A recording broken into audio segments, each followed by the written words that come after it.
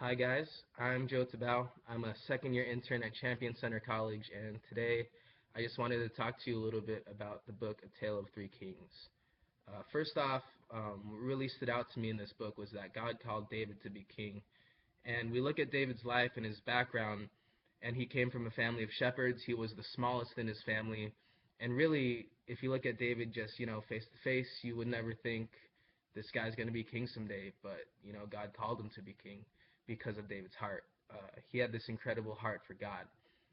And even after he was called, he still went on being a shepherd. He still really just led his sheep and protected them. But the cool thing is that as he was a shepherd, he started to learn these things that were king-like. He guided and protected his sheep, and at the end of the day, a king is supposed to guide and protect his people. And it really shows that God doesn't call the qualified, but he qualifies the called.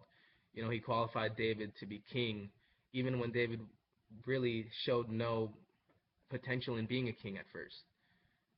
Next thing I want to talk to you about is honor. David was under King Saul's authority. And King Saul, was jealous of David. He hated David. He really just wanted him gone. So much to the point that he would throw spears at David. And in our lives today, we could see this as someone offending you or throwing out offenses every other way. And David, dodged it. He dodged every spear, and he never picked one back up. And naturally, when we get offended, we would usually, offend the person back or, throw the spear right back. But David dodged it, and he acted as if nothing was happening. And he really just submitted to King Saul's authority. And even when David left, he still honored that authority.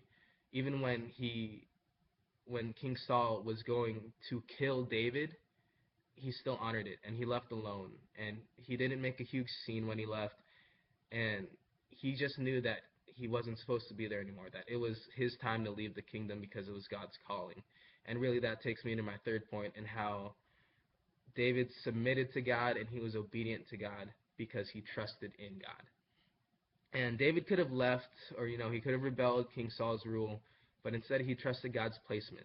And the book says, as the king grew in madness, David grew in understanding. He knew that God had placed him in the king's palace under true authority. And so we see that King Saul's authority was specifically picked for David.